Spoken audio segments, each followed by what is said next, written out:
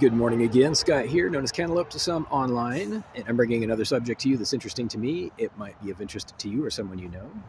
This is going to be another reaction of mine to a video I just saw by the beautiful and intelligent Fry R Squared, at Fry R Squared on YouTube, with her insights into all kinds of things. And this video is about jaywalking of hers, a video of hers, and I'm going to comment on it.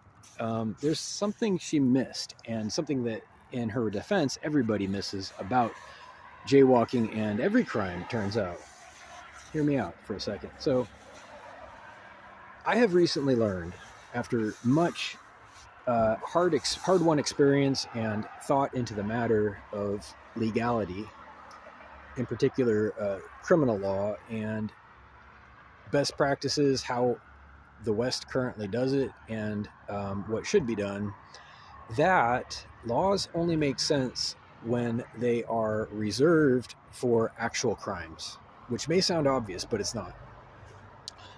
Laws are currently regarded as a blueprint for behavior, and this is completely unsupportable. It's contrary to the idea itself and the spirit of the legal system.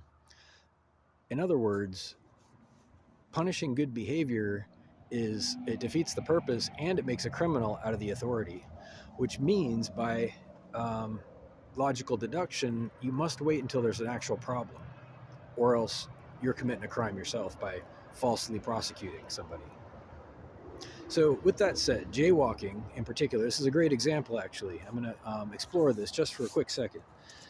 Jaywalking and crosswalks, the invention of crosswalks. I don't dispute anything she said in the video. However, I will say that especially here in California, people are overly paranoid about driving. And I've heard from people who come from Europe that it's actually a good thing, because there's many places where it's not so safe or convenient for pedestrians as it is here, with the sensitivity of drivers to pedestrians and the widespread knowledge that pedestrians have the right of way and so forth. However, they take it too far, if you ask me. For example, if there's a pedestrian even near a crosswalk nowadays, this wasn't always the case. If they're even near the crosswalk, no matter how far away they are, traffic comes to a screeching halt. This is actually a misunderstanding of the law itself. It's not illegal to drive where you need to drive. You're required to yield to a pedestrian in the crosswalk. That doesn't mean you have to yield to the crosswalk. That's what they're doing. There's a difference. So you don't have to hold up traffic just because there's somebody, like, half a football field away down the street entering the crosswalk. You can, make your turn as long as you're not going to run them over. So don't be ridiculous is the overarching rule, if you ask me. Don't be ridiculous.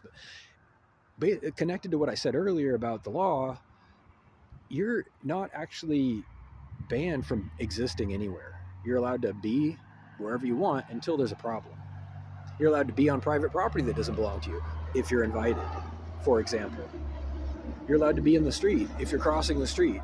The crosswalks are there for your protection as a pedestrian, not to force you to use them. I want to say that again. Crosswalks exist as a convenience and a protection for foot traffic, not to force people to use them. Rare exceptions are for high traffic situations, like the freeway. You're not actually, supposed to be on the freeway as a pedestrian, but again, if you're not actually, blocking traffic or creating a hazard for yourself or other people, there's no problem. You have a God-given right and a legal right, a constitutionally protected right to exist, to pursue happiness, and do whatever you got to do as a person within agreements. Until there's damage outside of an agreement, there has been no crime, whether it's in the street or anywhere else. I'm 100% certain about this.